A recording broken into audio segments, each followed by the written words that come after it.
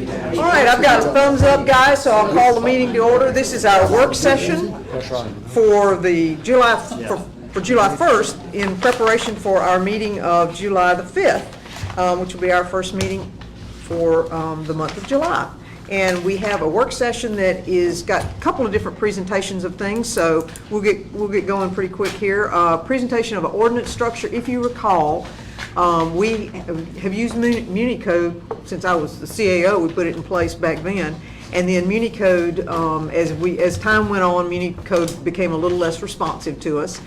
But we are very fortunate to have Lyle, there's Lyle, who has taken it upon himself to use Muni Code, but to also use it so that we can immediately put in the things that we have changed when we put in an ordinance. So he has gone through, updated everything, and we are now in a position to do it ourselves as opposed to wait for them down in Florida somewhere to do it for us. And we budgeted for that this year. It was a one-time additional fee, I think, to put that together. And then it saves us money on the recurring costs. So Mr. McCaskey is going to kind of give us an overview. You have it in front of you. This is the rather thick thing that he's put together, and he has been extremely diligent, and he is very detailed and has gone through this in a way that I've been very impressed by because he is so detail oriented. But he and Chris both have worked on this together, and Chris has gone back and checked kind of after him to make sure that it's saying the things that we want to make sure it says, because these are our legal documents, our ordinances. So Lyle, go ahead and provide the board your guidance here. Thank you, Mayor. Board, I guess the Vice Mayor's not with us, but Alderman. So over the last, I think, 6 months, kind of on and off, I've been going through all of our ordinances, looking at how we had it on the Unit Code. Basically, in the end of 2019, we adopted the Unified Development Code. We kind of had these two separate branches of documents, and basically when I got here, I learned the old and the new, and then basically both of them were there. The whole push behind this self-publishing software, as you'll kind of see in this presentation, is just to make it easier for both city employees and for citizens alike to be able to very quickly find their resources, make their references to it in an environment that's friendly, once again, for both a citizen and an employee working here. And of course, who better to do it than ourselves when we're doing that software. So hopefully you'll agree as we go through it. So this is still with Muni Code. Our existing resources still exist. It's just they've been reformatted, and I guess it would be the best way to put it. So the kind of the goals for this, we're basically to make a standard for ordered lists throughout the entire code of ordinances, basically making sure we're not using bullet points. When you're trying to reference something to somebody, you don't want to be like, oh, it's the third bullet point down, it's the second bullet point down. You just want to be very specific. We're condensing similar chapters, articles, and sections together. Over time, if you look at our current ordinances on Unicode, the chapters skip some numbers, and I think that's very general with Unicode because they allow you to have some templated stuff where it makes sense. In this case, as you'll see, it's very much chapter 1, chapter 2, chapter 3, chapter 4. Very easy to reference, and it basically is always going to be using the chapter, article, section type reference.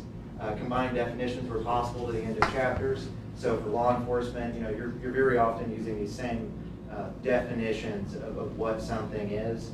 And when we take all of those similar ordinances that are dealing with the exact same thing, taking it to the end of the section, so that way basically it references through on the whole set. Establish a new uniform reference numbering for chapters, articles, and sections. Essentially, every time you reference something in the code, it would be 8.01.1.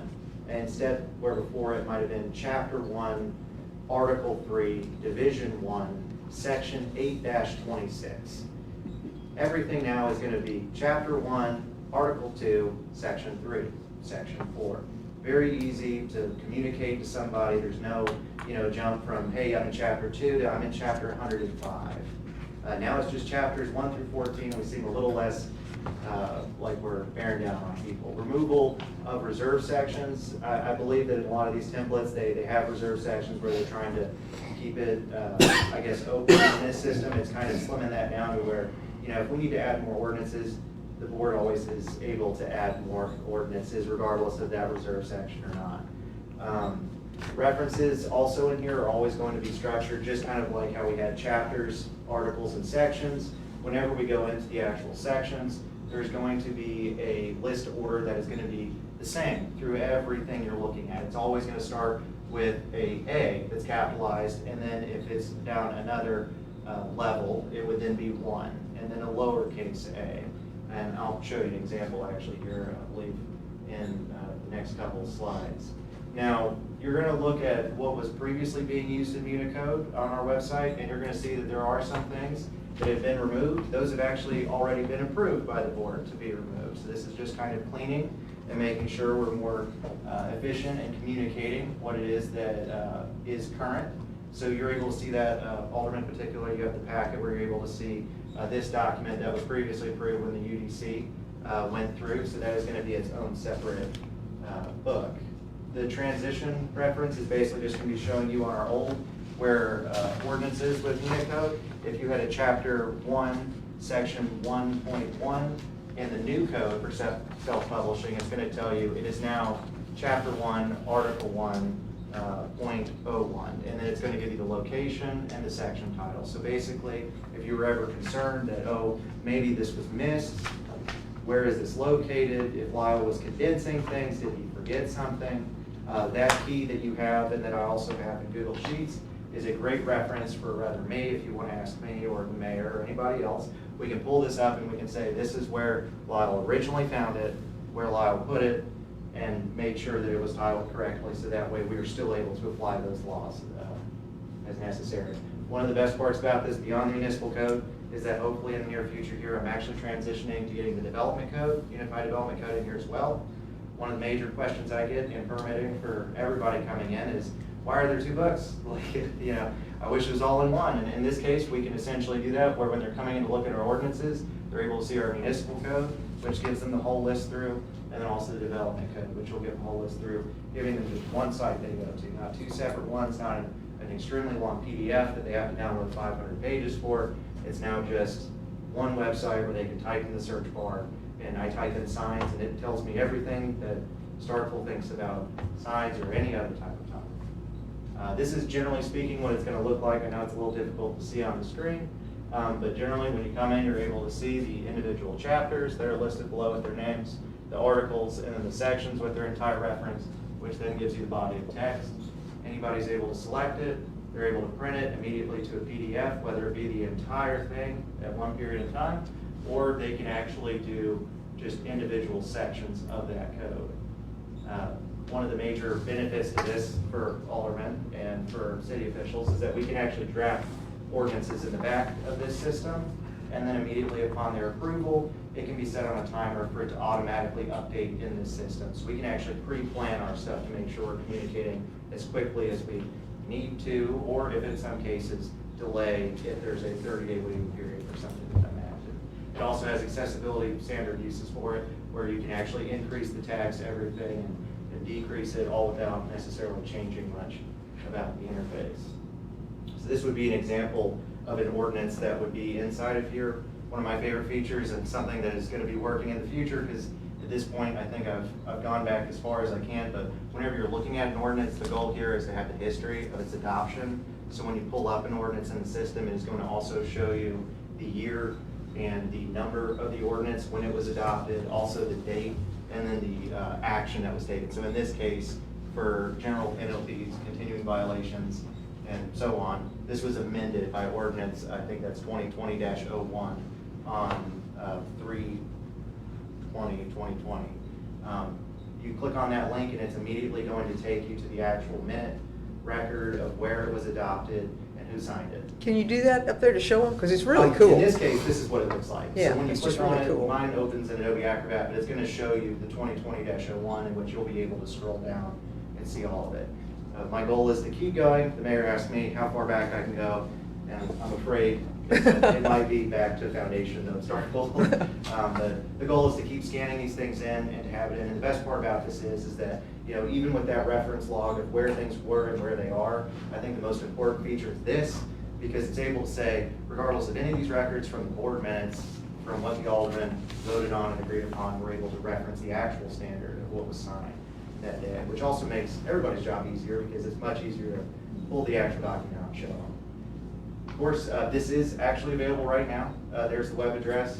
Hopefully, you know, if this is agreed upon that we can use this standard, it hopefully will make life a lot easier. I know it'll make it easier for us up in planning and building, because anything you can reference with a quick link is always welcome.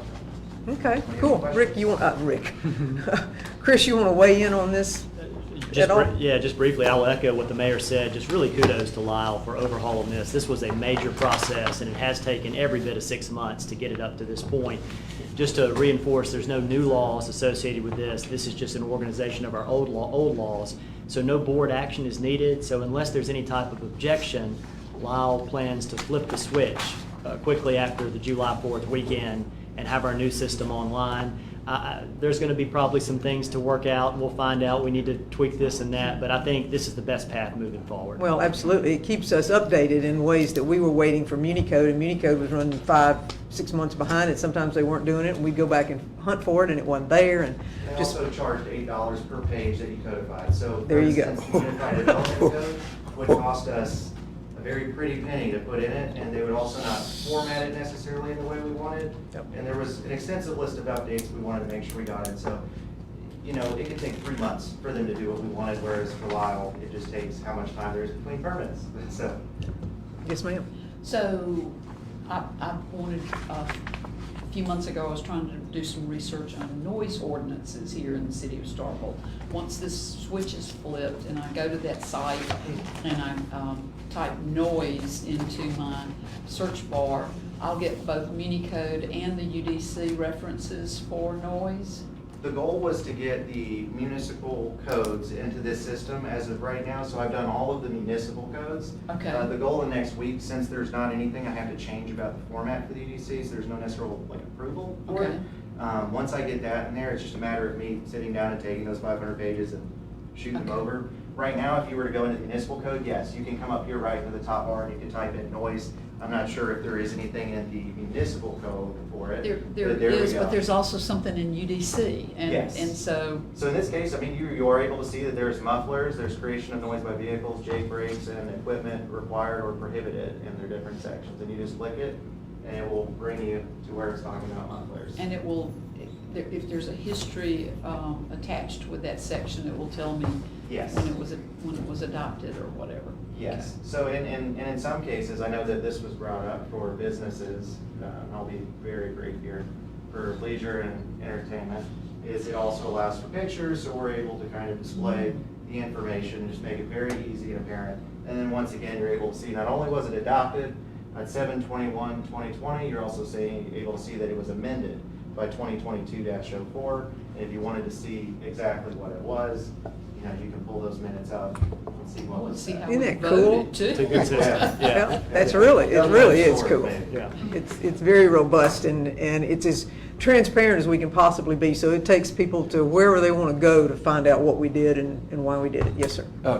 You gave us that link, but on the front page, that city ordinances, you actually can just click there, right, and get to that? Not yet, it's not live yet. We haven't Okay, gone, that's yeah. what We wanted to make sure the board had an opportunity Okay. to see it and understand what it is before. But that's what you it will became do. potential. Right. Yes, sir. So July 5th, you know, the switch will be flipped. Good deal. Okay, any other questions, anybody? All right, cool, thank you, Lyle, and again, you've done yeoman's work, it's really been excellent and detailed, and thank you. All right, next item up is we have, okay, so this is Edward and Mary, you hesitated. Well, no, we're going to. Yeah, no, we're going to go ahead and do, in particular, Alderman Beatty wanted to make sure that infrastructure was being coordinated with street overlays and paving. And so this was the opportunity for you guys to share that information and present to the board the streets and the infrastructure projects and the whys of all of that. So if you would, please do so. Okay, you should have received in your packets the project report, you'll open that one up for you to see it. And it pretty much has our work product, what we did, how we came upon our specific streets. So we took the 5-year plan that was approved by the board in December of this past year, and then identified the major arterial and collector roads, which are our larger roads within the city, and pulled those out for this bond issue. And then of that list, got with utilities to see which streets were they aware of that had no utility problems, so that we could kind of put those in a phase 2 of this project.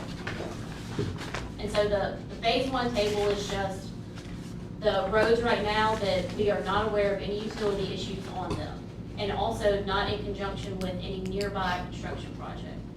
So phase 2 projects that we've listed from the 5-year plan are if they have known utility issues or are nearby another planned construction project, downtown project, build project, if there's a utility project nearby, like for instance, Spring Street has a water line issue, but Gillespie does not. But Gillespie has been put on this phase 2 list because it can be done when Spring Street is done.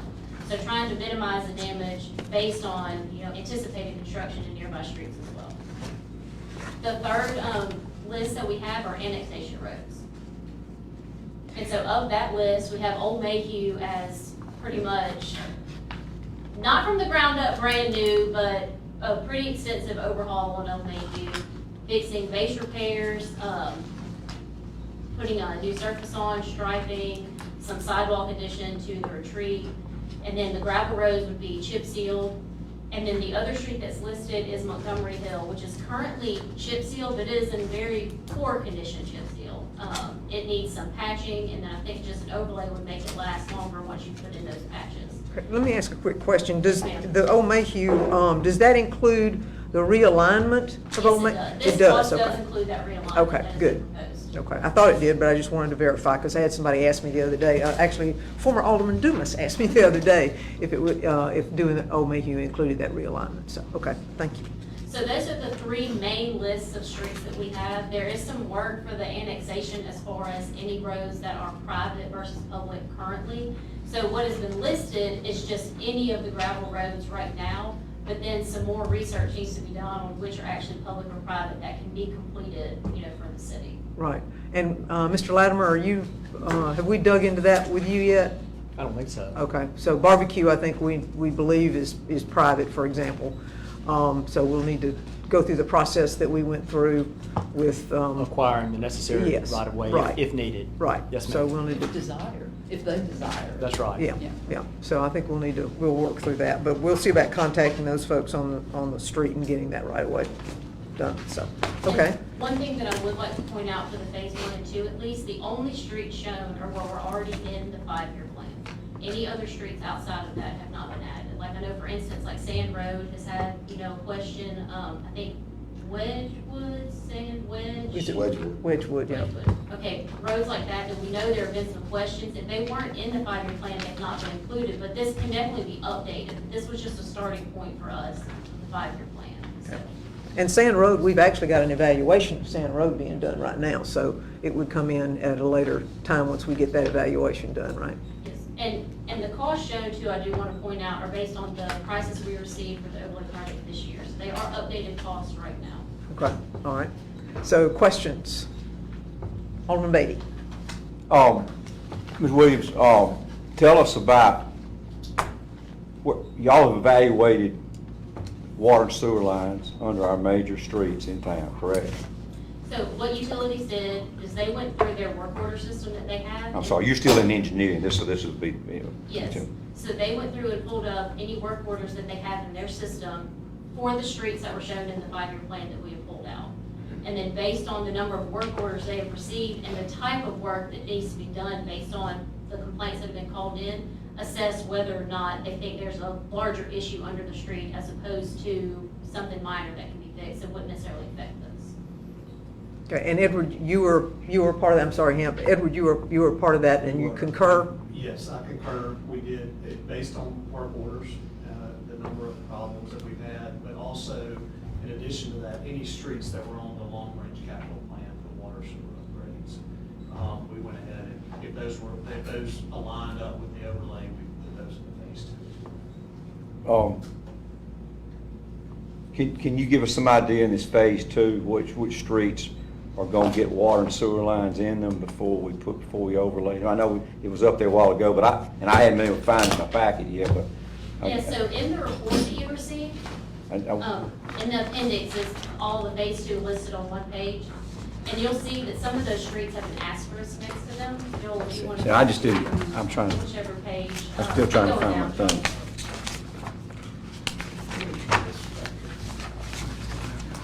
One more page. This is the back Okay. here.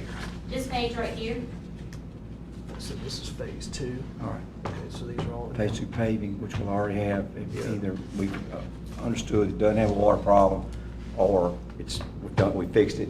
No, that would be phase 1. Okay. Yeah, this is the ones that we have identified as utility issues. so within the phase 2 list, you'll see there's a few streets that have asterisks next to them. Those are the streets that are nearby construction or no utility issues. For instance, Gillespie is listed there, but it doesn't have a water issue, but it's near a street that does.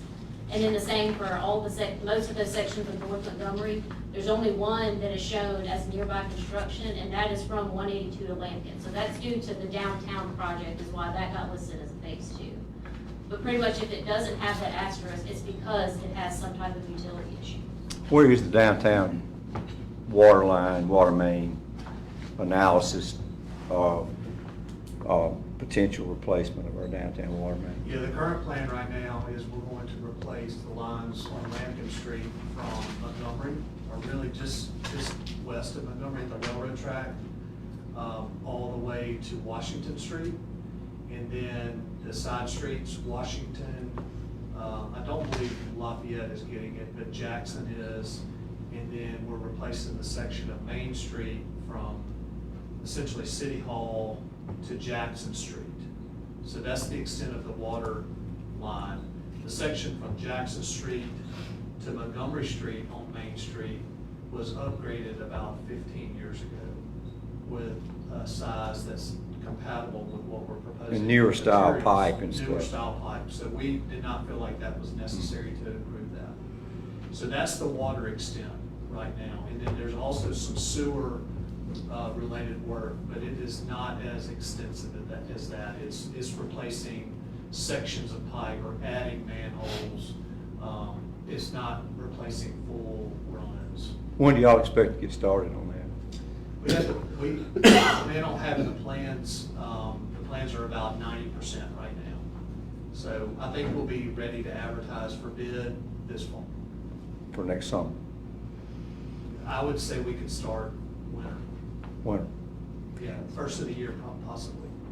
Any other, you said Gillespie Street, what about, I mean, in the center part of town, the older part of town, I know Jackson Street, south of downtown, those have to be old water lines. I mean, that's those houses and stuff, that whole part of town would indicate that unless, and there may have been some water line replacement in that area, like the part of Main Street, east of Jackson Street coming back, but do we know? Do we know what if, because those water lines could be 90 to 100 years old. You're saying the section of Jackson from Main to 182? Well, yeah, because that's an old street, and that water line was put in probably in the early 20th century. And unless it's been replaced, it may have been replaced. Maybe when they widened the street, they replaced it something, but if it wasn't having problems, likely it didn't replace it. The only problem I'm aware of is we had a big water issue right there 2 winters ago, which is right there in front of where Rodney Favor's office is, that little section, if you remember that. I don't know the condition of that. I can go back and look at our work order reports. Do you think that the monies that we're going to have available, was it roughly 13 million, this from ARPA and the state match? Do we know if we're going to get a state match? Or is We it- do not. They've not opened the process yet. Are we bonding and there's no assumption that I'm saying is we don't need to operate on assumptions, but how much is this stuff you're talking about, how much is it going to cost us? Well, the board has approved $7 million in water sewer bonds. Mhm. And I think it depends on, obviously, how far that money will stretch, depends on how much ARPA we get. So it's a little bit of a chicken or the egg kind of thing. If the ARPA money hits and we're able, a lot of these projects that we just talked about, we're going to propose to be fully matched by the state. If you're not using your $7 million in bonds on the water line improvement on Main Street and Lampkin Street, you can start working on projects that are behind that in priority. But if it doesn't, then you would need to use your bond money. Based on what you already are planning, y'all are planning how much are your, just ballpark estimates of the cost of these, of just what you talked about, the parts of Lampkin and Maine and those places? What? The current estimate for just what I'm calling the downtown water is around. And any other water that would be what you consider to be a capital water project, how much money will we, with it, of what you got that'll initially go into, we'll start working on in the next year or so, what would our capital? Well, we're using about $2 million of it for the Green Oaks and Rolling Hills sewer project. The downtown water is between 1.25 and 1.5. Some of the other projects that we're targeting for ARPA is the Bill grant on 182, which is a significant amount. $1 million, probably. Oh, way more. Is what is right now, the latest estimate had it at $1 million for water and $1 million for sewer, and then $2.7 million for storm drainage. We have some improvements needed to be made at the wastewater treatment plant. That's $78 million right there. It's, yeah. You get that come on and get away pretty quick. Right. What is in phase 2 next year? Next summer's phase 2, right? No, so phase 1 is just the streets from the 5-year plan that don't have any utility issues on them. Okay. So we're planning phase 1 for next spring, summer. And that's major, what do y'all call it? I call it It's major major corridor. arterial and collector roads are proposed for phase 1. We have a thoroughfare map that goes with the street policy, where we identified all of those different classifications of streets. If you like a graphic representation a little better. I'm glad you did this, that's scary. Thank you. Okay, Chris. Appreciate it, yeah. Man, let me say one thing. Mike, you was at luncheon on Wednesday, weren't you? Oh, no, I'm sorry, I missed that. You missed the luncheon? Mr. Holzman made sure that he put a lot of emphasis on it, that enough people are not applying for that matching money. He said make sure, he put a lot of emphasis on that you apply for that matching money.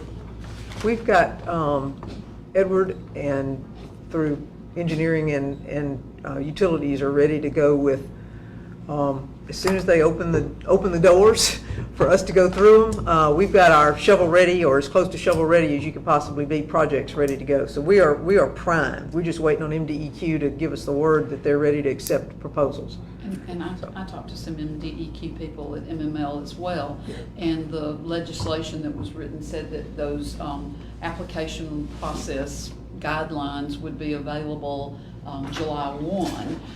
MDEQ is very frank in saying they're not sure if they'll make that target date or not, but they do expect within the next 2 to 4 weeks having that set.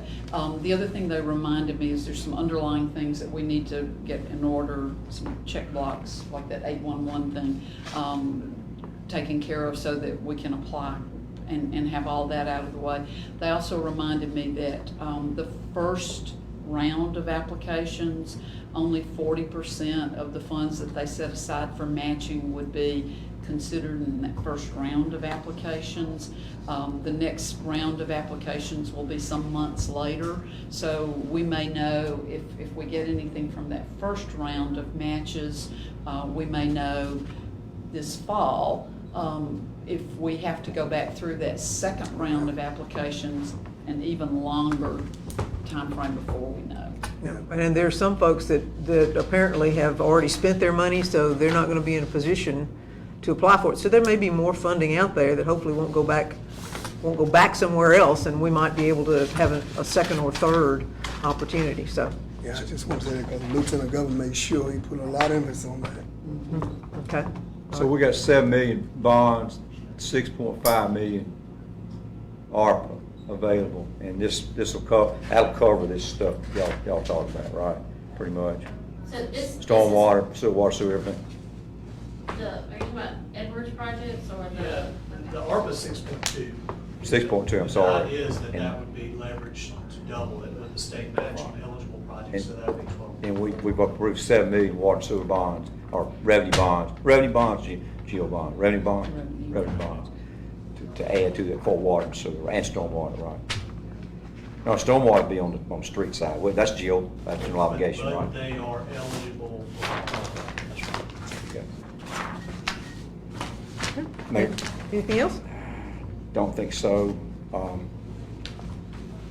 I'll yield. Okay, all right. Come back. Anyone else? Comments, concerns, questions? I do have one question. The Lampkin Street infrastructure water line that you're gonna put in, when are you you're looking at doing that this fall as well? I think we'll be ready to advertise for bids this fall, Okay, with the start date end of the year, first of the fall. okay, you gonna do it in conjunction with Main Street, or you gonna do it I think it needs to be done first. first? Lampkin first and then Main Street? I would say the water project needs to be done first before what I call the sidewalk portion of the project. You're calling a sidewalk portion? The streetscape portion. Yeah, of course. The water would be. Yes. I was actually focusing on Lampkin versus Main in terms of your water lines, so, because Lampkin is gonna be torn up in order to do that, right? You're not gonna be able to, you're not Lampkin is in boring this- to do that. No, they're both gonna be in the roadway. Okay, and so when you do that, I wanna make sure that we don't have Lampkin torn up for months waiting on an overlay project. So that's what I was trying to get to, is what's your timing on that? Yeah, and that's one of the, Mary and I talked through, and that's the reason why we wanted to keep it in priority one. Okay. I think it's gonna sequence well, because when the overlay crews, which typically come in April, May, June timeline, I think we'll be through with the majority of the work on Lampkin. Okay, all right, Even that's if what I we wanted have to. Even if we have to delay it a month, or make them do the overlay of that last, it'd just be a coordination issue. Okay. But we think we can get it done in next year's paving plan. Okay, great. I just didn't want to be hanging around there for a long time. Yes, sir. Just one question. On this Academy Montgomery to Louisville Street, there's no problem at all? All utilities are on that side of the street for that new project, the preserve project? Yes, the utilities are not under the roadway. Okay, Academy. all right, so they won't have to be coming under the roadway or anything? I think they are coming under the roadway to tie into the sewer. There's a board. It's just a board. Okay, all right. Yes. Cripe Street from Jackson to Old West Point Road, not so much in the part from North Montgomery east, but west Cripe Street, it's just popped. We're broken. It's this 7, 8, 9, since we've overlaid, maybe overlaid 10 years ago, but in that 10 years, we've had, I've counted the other day, there's 8 or 10 broken, you see where we patched it, some broken water lines on that west part of Cripe from Jackson to the intersection of North Montgomery, where we had that huge water break. But I suspect if that's the case, that Cripe Street all across the Old West Point Road is going to be an old water line. And there have been some breaks east of North Montgomery, but west of North Montgomery, Jackson Street, there's just one after another. Have y'all looked at that? We did not. I don't think that it was on our overlay plan, so we didn't study that. We But I were, mean- we were trying to focus, but we can go back and look at that. Because even if we placed the water line and came back in a well-cut trench, a smooth-cut trench, and put asphalt back in it, and we had to wait 2 years or 3 years for an overlay or whatever, time on that, I think the water line thing, the water lines on that part of Cripe and north on Central and stuff are just, they breaking almost weekly. You're saying the section from Montgomery to Jackson on Cripe? Yeah, it's just, and then north, even Central Avenue, same way. The other thing that I wanted to bring up was, that I've talked about before, is the water line from North Montgomery, from north of Cripe up to Garrett Road. Have we done any analysis on it as far as size, age, condition? Because that's a rich street that is, I think, just an issue to the city of Starkville, in it that it's got a lot of foot traffic. Y'all know I sound like a broken record when I've talked about putting a new water line, because you want to do that first and putting a sidewalk, and then coming back later and overlaying or something, but getting people out of the road when they walk. And certainly if it's an undersized water line, that part of town may have grown after we put in a 6-inch water line, and we may need something, but may not, maybe an 8 or a 10 up there, I don't know ever. But are y'all going to look at that or something? Because I don't think there's anything, as far as a project in total, that's any more important to us right now than that North Montgomery from Cripe to Garrett Road. Yeah, North Montgomery is on the capital plan for water replacement. I think they had broken it up into phases. and I don't know exactly how that was originated, but that is on the capital, long-range capital plan But- for the North Montgomery section. We've not started doing the engineering on it yet, because it is not, the most imminent projects are these ones that I just talked about, the downtown, 182, the sewer projects that are underway right now. But the next kind of tranche is kind of the term everybody's using now, the next tranche of projects that we use, and again, it's all dependent on the funding, is I would anticipate Montgomery being in that from an engineering standpoint. So would we be maxed out on the money in this first round where that couldn't even be considered? I think it depends on if the ARPA, if we get matched or not. If we were to get matched though, will that be something that Yeah, would be? I think if we get matched, then that opens up that $7 million to be used for the next group of priority projects. And would that be, Mayor, I'll bring you in conjunction with possibly, a sidewalk or something up there? I know our traffic counts are pretty significant on North Montgomery, and the condition of the pavement up there, notwithstanding, it's not in good shape, but the main thing is a safety issue of people walking inside the curve on North Montgomery, it being a straight shot, and people driving fast, and then that we can't, till we determine whether we've got a water line needs replacing, we can't put a sidewalk in until we do that, we can't one gets the other kind of thing. And so that's where, I just don't think we pay any attention to North Montgomery like we should in that aspect. So what we have for North Montgomery right now is just overlaying, like fixing what's there. If sidewalks aren't exist right now, this cost does not reflect adding sidewalks. If that's something the board wants to pursue and wants to fund that, then it's definitely something that can be looked at. But what we have right now does not plan any sidewalks to be installed. I know that it's something that's I think it's a safety issue. And the thing is, somebody can run over anyway, get run over my street, that kind of thing. But it's just a lot of foot traffic that there's a sidewalk when you're coming on North Montgomery, the sidewalk plays out at the bottom of the hill, down around, I don't know, what's Catherine, no, it's back this side of Catherine. Greenfield, plays out right there. And you got, 3/4 of a mile probably anyway, there's no sidewalk. And people jump off into the inside curve of that street, which is wide, but they're still inside the curve. And by then, it's a straight stretch, and cars are moving pretty good. And I think that's the safety aspect of that in itself is something that we ought to elevate this to a pretty high priority.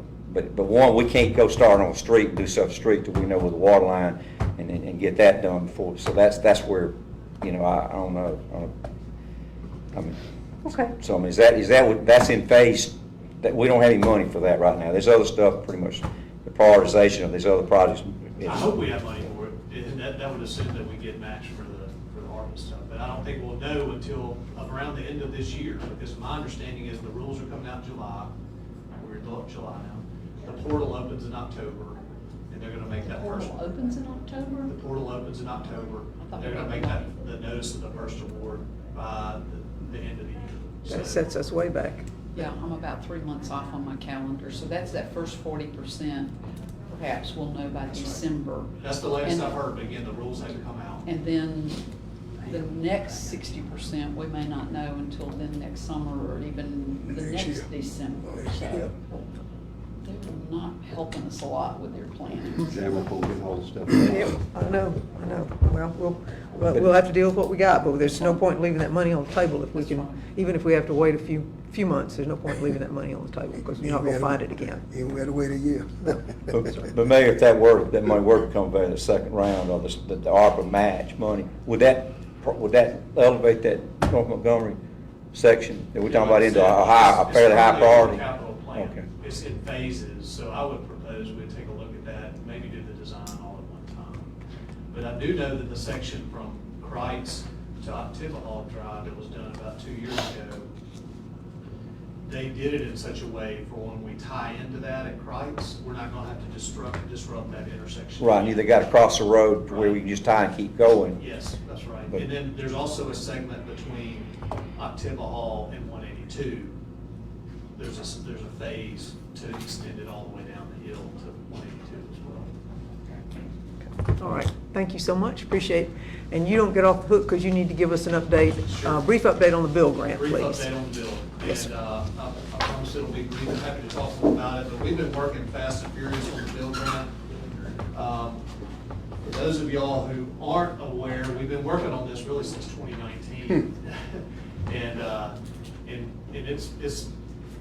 it's a very complex project, not only from the scope of it, but also the different layers of approvals with Federal Highway, MDOT, all the environmental. But basically, this project is divided into two, I'm gonna call it two projects. One is off corridor and one is on corridor, and I'll tell you a little bit about that. But part of any bill grant, they have very rigid timelines and milestones that you have to meet for the funding and the completion of the project. Those are all set out in the initial grant agreement. All of those got extended 1 year due to COVID. So we're still on schedule. We are about a year behind on the design process, but we're right at the finish line where we need to be as far as our timeline. Off-corridor project, the whole idea is we're trying to remove some of the overhead utilities on the 182 corridor. And in order to do that, we need to offload some of the electrical distribution circuits. So how we're able to do that, there's currently several distribution circuits on 182. Well, when we get through with the off-corridor project, there will only be one distribution circuit on 182, and it will be underground. The other is a transmission circuit, it will be above ground. But the other distribution circuits that are currently on the corridor will be offloaded. And essentially what you're doing is we are improving and bolstering up the infrastructure in other parts of town where we can reroute those circuits. So that's what this project is, and it's a separate standalone project. The City and Utilities Department entered into a utility agreement. All of this project is eligible to be paid for by the grant because it's necessary to make the grant project work on the corridor. We received bids on this project earlier this month, and the estimate was $1.6 million, $1.617 million, and the low bid came back at 1.581. So that was a really encouraging sign. There was a contingency built into the cost estimate, but still I thought in today's time being close is really good. We gave a notice to proceed on the 6th of June, and this is a 365-day contract. You won't really see a lot of activity on that for a little while because right now they are just ordering materials. And the material lead time is anywhere from 4 to 6 or 8 months, depending on the type of equipment. But when you do, all you're gonna see mostly is setting new poles, running new cabling in these areas that are indicated on this map. So that's what the off-corridor project. The on-corridor project is what everybody thinks about with the 182, and it's the section of the roadway from Max Meat Market to Old Westwood Road. We are, I would say, right at the finish line. If you're in a race, we're getting ready to cross the tape, if you will, on the design.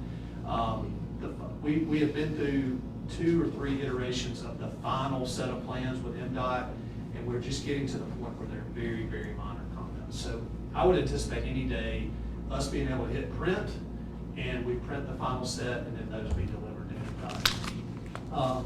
AT&T relocation has already started. If y'all seen any activity down there, it's been at 182. They're taking all those overhead AT&T lines and putting them underground.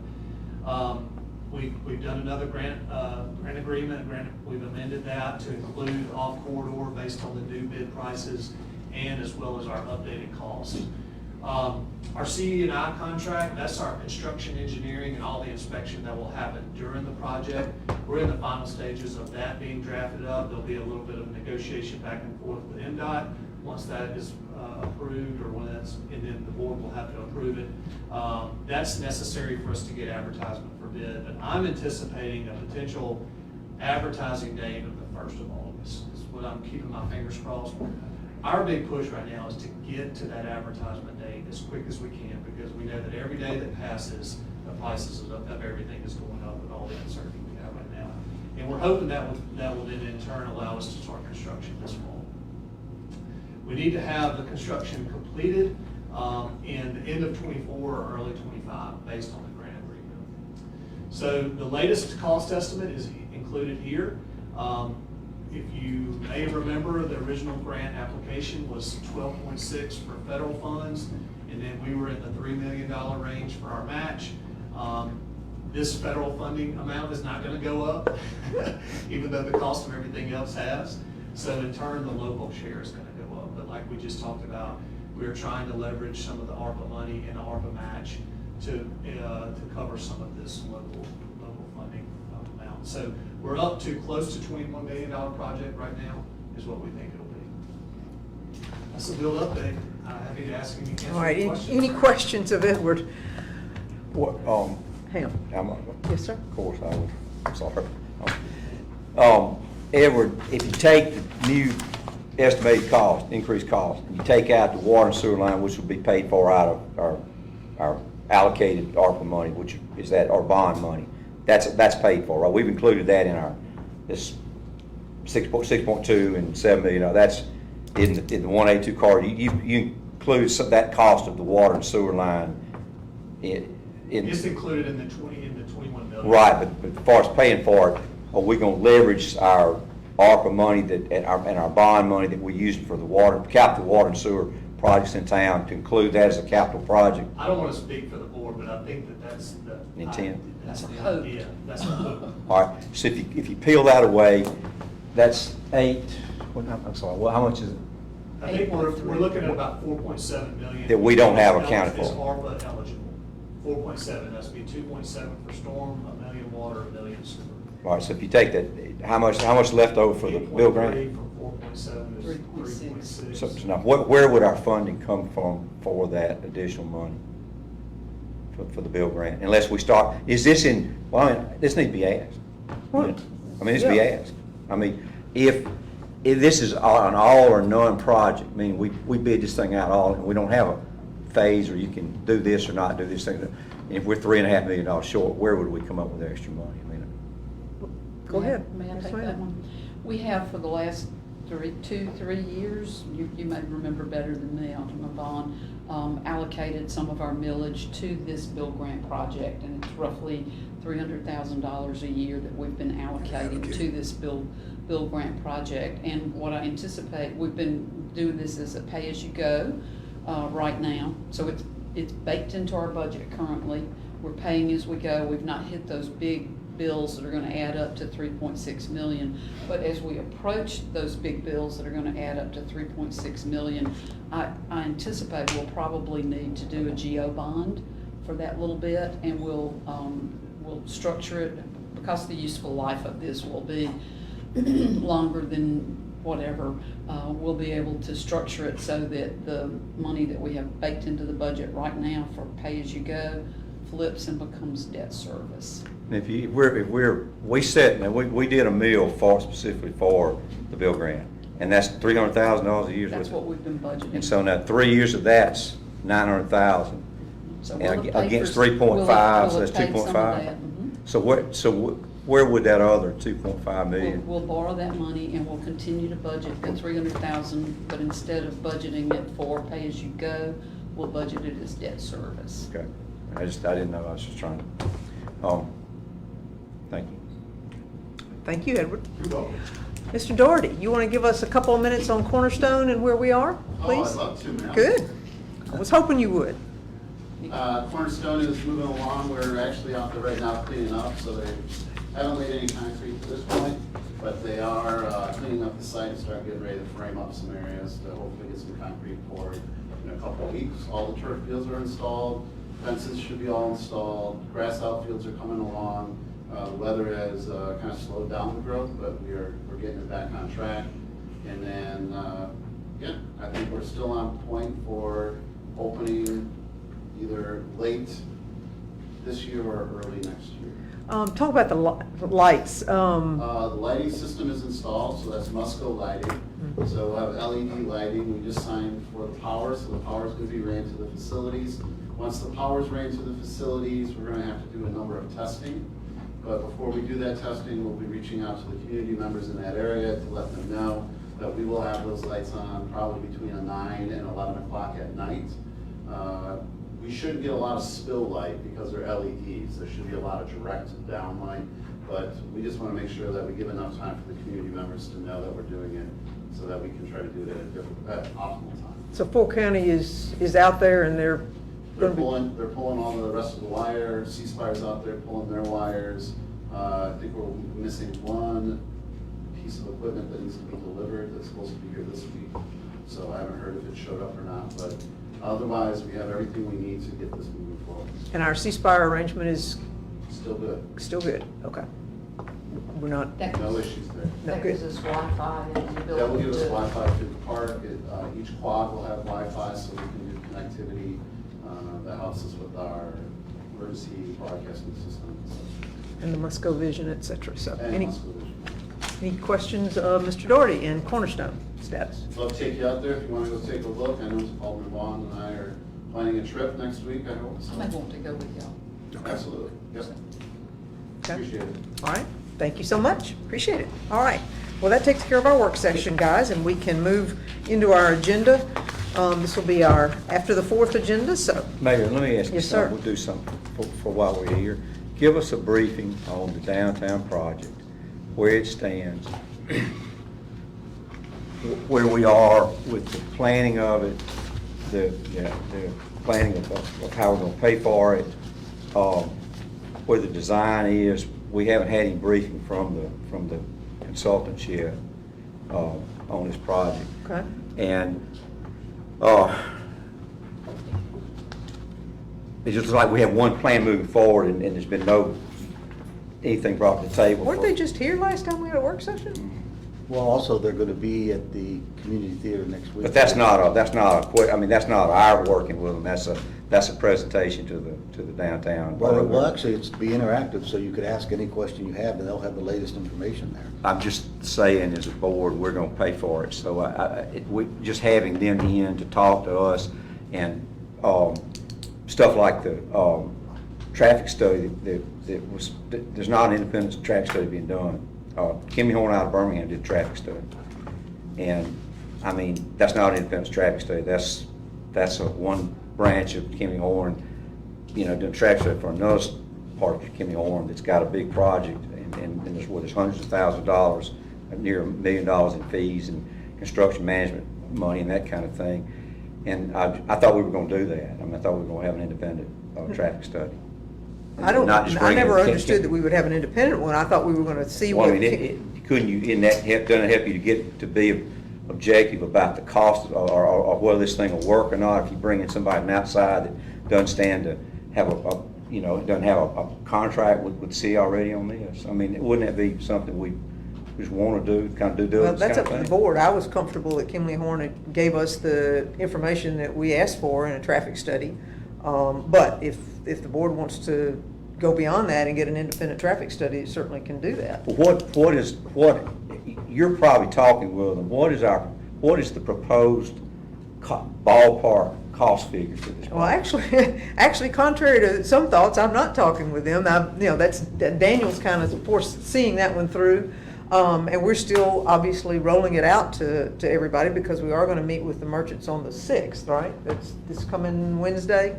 Well, merchants and downtown people and whoever, property owners as well as the merchants to show them the project. But we haven't finalized anything yet. They're moving forward. From a money standpoint, I have applied for 2 grants, one from Congressman Guest and one from Senator Hyde-Smith's office, and both of them were a maximum of $4 million. Congressman Guest got us $2 million. We've got $1 million from OCEDA, we've got $1,250,000 from the state, and I'm going to ask for $250 and $250, may or may not get it, from the other folks who receive 2% funding, so that we can get as far down the road as we can with this particular project. Right now, I still see it as $10 million, but based on changes that are happening daily, as Edward said, it may be higher than that, but we don't have final numbers at this point, to my knowledge. But that's something that they're supposed to come back with us the first meeting in August, I believe it is, with the results of the conversation that they have with the merchants and the folks downtown, and bring back a final plan for the board to bless. And can I speak to the course. finance for half a second? So between the money from Representative Guest, OCEDA, the state legislature, there's 4.25 million that's guaranteed. We have the opportunity to make another request to the state legislature. We have another opportunity to request money from Senator Hyde Smith, which has been done. And that could be another, you know, if Senator Hyde Smith matches Representative Guest, there's 2 million. The state could do as much as another 1.25 to 4 million. You know, there's no cap on what they might provide for the project.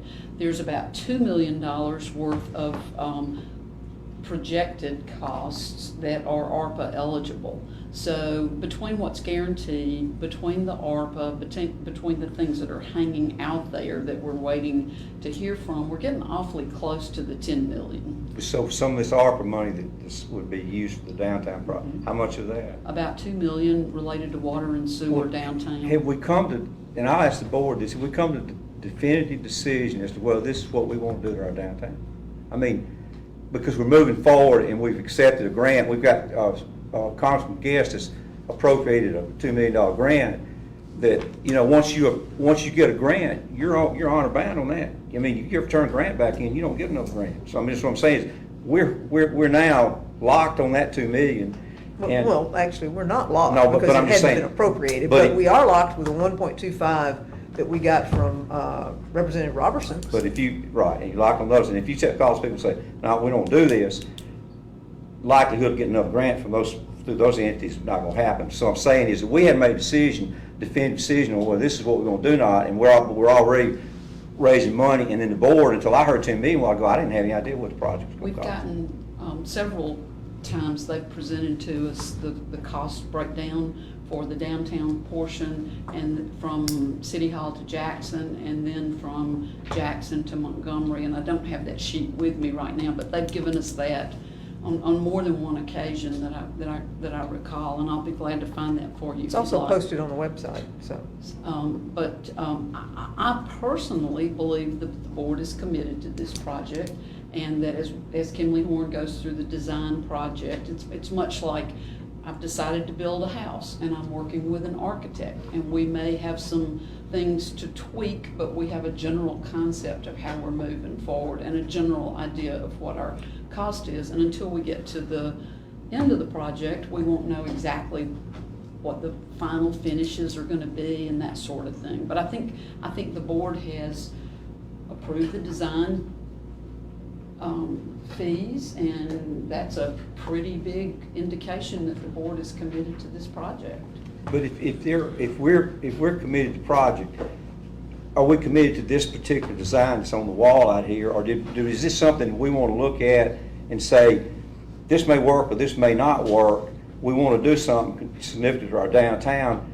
And that's where I don't think Kimley Horn's being brought in to talk to us about options, about, you know, because we're the seven, we're all here, 7 elected officials here make decision on allocation of money, and I just don't think that we're being brought into that. I think they come in and bring us something that we make decisions on real quick. I mean, it's happened all since I've been on the board. That's the way things do. They brought it in on Friday, and we're trying to approve them on it the next Tuesday.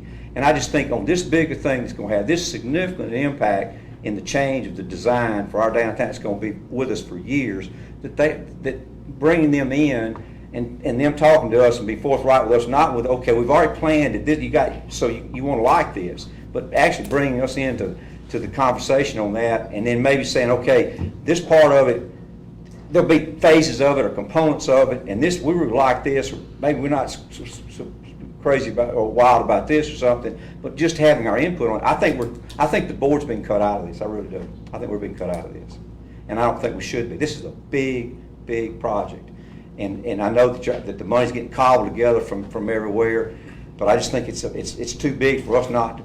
The elected officials that people sent up here to make decisions on their behalf are being cut out of the decision-making process on this. We're headed straight down a path with one design and one project. It's kind of one size fits all, take it or leave it, like it or don't like it kind of thing, with no options at all. And I think it's incumbent on us as a board to be brought in and included in that conversation. I really do.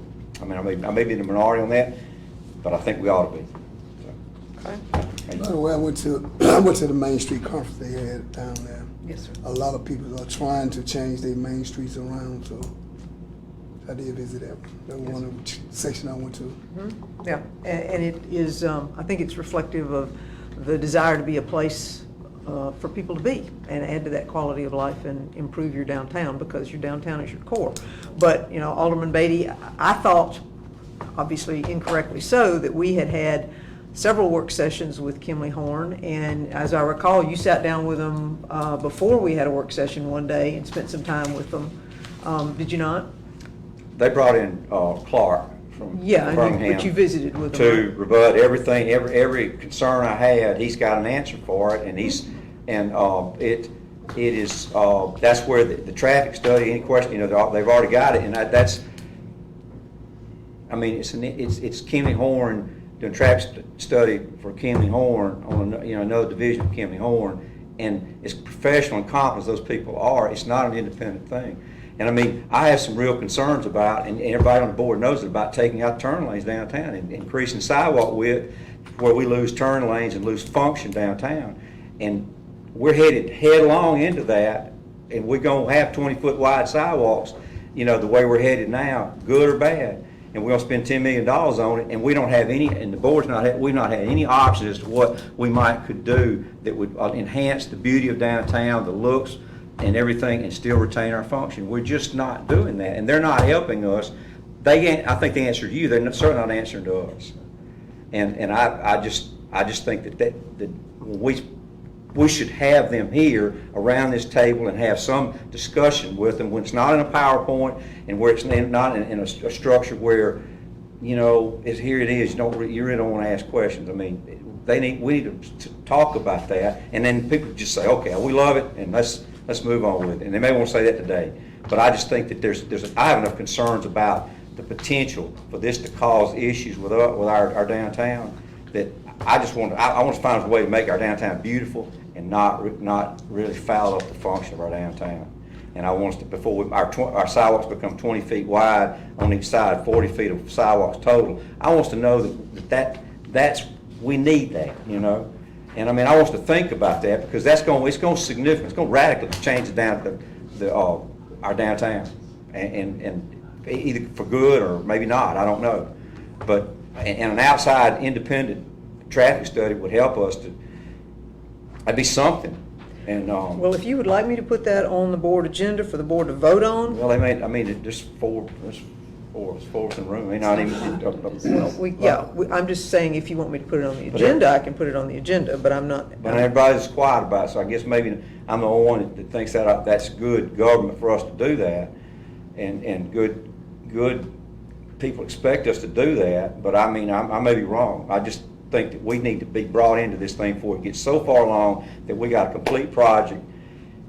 Sometimes in projects like this, architects draw things, and people get to see, and the folks walking down the street, the caricatures with the handbags and stuff. I'm not being sarcastic, but I'm just saying that sometimes in stuff like that, we got to see through the folks walking down the street having fun to see to the point where what happens if we're on a crowded, Texas is in town, we're on a crowded ballgame weekend, and traffic starts backing up, somebody can't make or won't make a left turn or something like that, and we're squeezed up, and our people are having a hard time getting out of parking places. And I want us to have someone that's outside of our designers who are going to design it like the mayor's told them to design it, and paying them money to do it, to say, hey, we might want to take a second look. You might want to take a second look at this before you pursue or head down that avenue, down that, pun intended, down that road.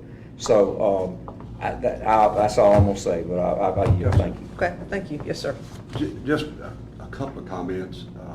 On ball game weekends you're talking about, I'm downtown a lot, and I ride my bike and I run down to town. And on the ball game weekends, I'll see 60 or 80 people, seems like, standing out in front of Starkville Cafe trying to get in. I see 24 people or more trying to get in Restaurant Tyler and all these other restaurants.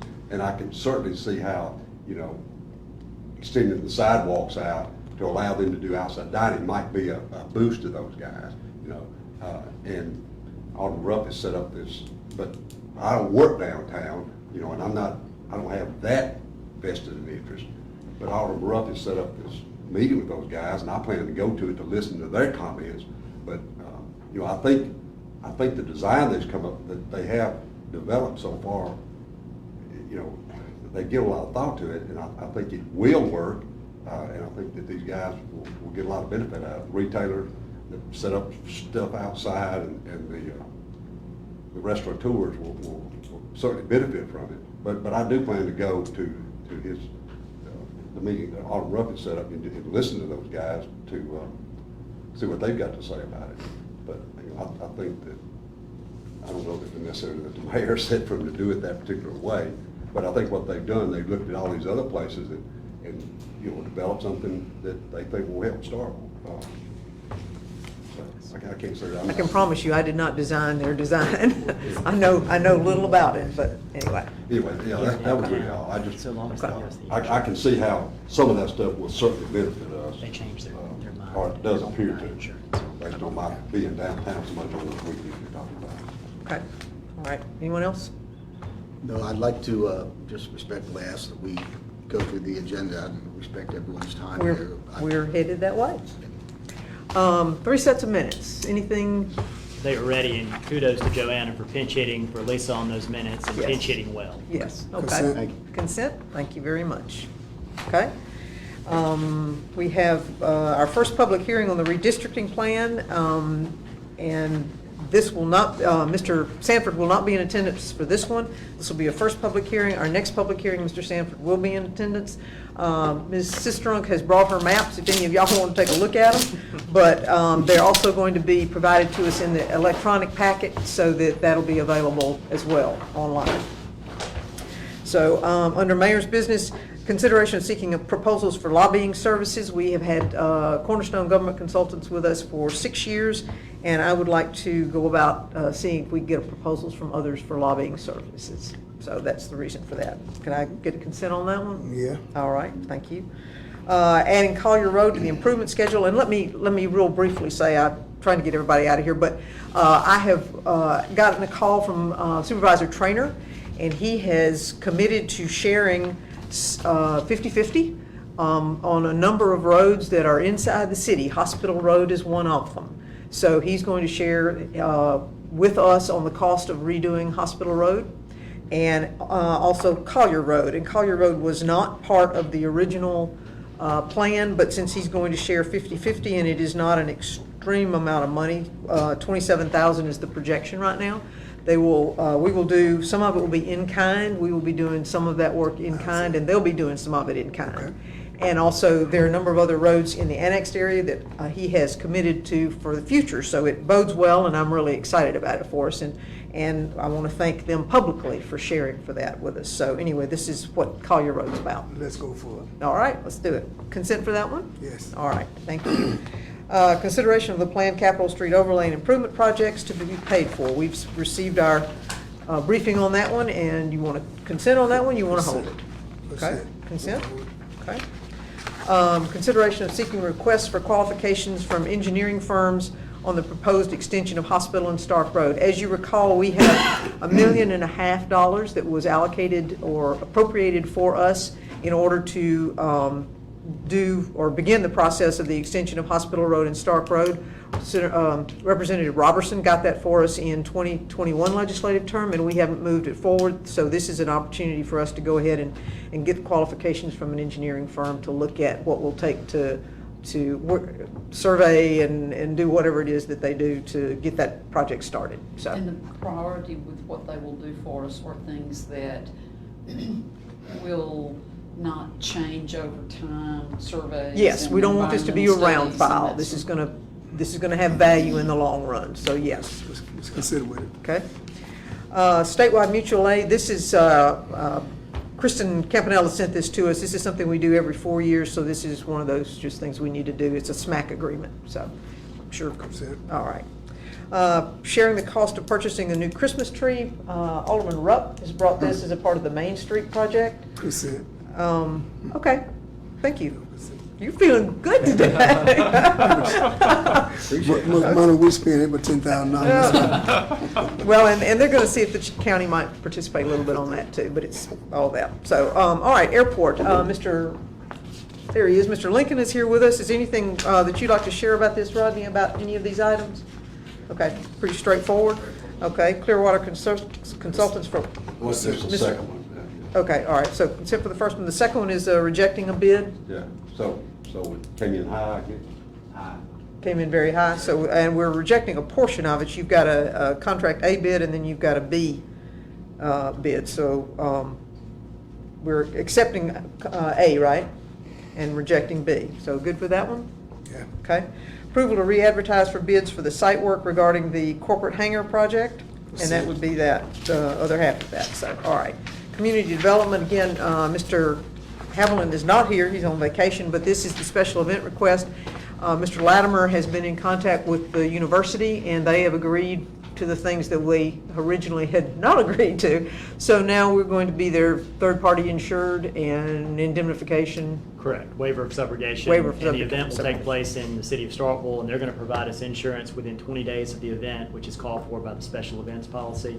And if for some reason that doesn't happen, we've got one more board meeting to talk about it before the event. We can bring it back, so. And this Tell me Mr. about States has Correct. agreed to do that. They have. Tell me about the waiver of subrogation. Say it one more time. Yeah, so initially Mississippi State took the position that they weren't going to Right. provide a policy with an additional insured status and a waiver of subrogation. No way we can. They have juggled some things around and decided that they could do it at least one more year. So that's their plan at this moment. Very good. Yes, sir. We'll put it on consent. Consent for that one? Yes, Okay. ma'am. And then calling for 2 public hearings for updating the UDC. Consent for that one? Yes, ma'am. Okay. Engineer, we've got accepting the quote for Springer for professional services for Sand Road, which was what I had mentioned earlier. Consent for that one? Okay. We have a claims docket. Then under human resources, we've got hiring a permit services tech. And they're very excited about that. Apparently that interview was very good, so looking forward to having her on board. Authorization to hire Mr. Nuttall as a driver in sanitation. Consent for that one? Then parks, okay, I had a question, Mr. Doherty. Purchasing fertilizer. Did you get with, Edward, did you get with him? We talked briefly this morning, but. I think that conversation is an offline conversation. Yeah, the long and the short is there's not any material right now because MSU is taking all of it. So it's gonna be probably another month or 2 before there's enough to get a full. But it would be material that we would want to use as opposed to purchasing it? I would say that we would have to evaluate where we're putting the fertilizer. Okay, but y'all will keep that in mind as we're working toward this. Yes. And then the value of the nutritional value of the fertilizer. Okay, all right, so purchasing fertilizer. Consent for that one? Approval of purchasing trash cans and picnic tables for Cornerstone. This is all in the budget, right? In the construction. Yeah. budget. Mr. Doherty? Consent. Yes. Okay, thank you. And then executing a change order for additional ductwork for the C-Spire and the concessions building. Consent for that one? Okay. Sanitation Department, returning we're going to the uniforms, which I think Mr. Latimer had worked on with Mr. Smiley. Correct, it's ready to go. And we're That's good for what we that? talked about a month or so ago. Yeah. It was. Remember, they didn't want to agree to some terms, and we said no, and they said, well, wait, let's engage again. And so they've come to our terms. Okay, so consent for that one? Consent. And then authorization to purchase for et cetera, pumps and stuff. Mr. Kemp, anything about that you want to share? No. Okay, These are just Consent. existing homes that Okay. need to be replaced. okay, all right, thank you. We will have a personnel agreements in executive session, and we will take up the city engineer in executive session. Yes, sir, Mr. Mayor, Latimer. real quick, I just want to introduce someone to you and to the board and the city staff. Doug Reynolds is with us. He's a summer law clerk with our firm. Doug's from Missouri, and I just made a quick list. He has heard about capital improvements, water and sewer, the build grant, and Main Street. So he is up to speed with the All right. goings-on of the city of Starkville. It was a robust work session. All right, thank you. Thank you, Joe, Mayor. nice to meet you, glad to have you here, and we will adjourn the meeting. Thank you, everyone. Have a good 4th. How baby?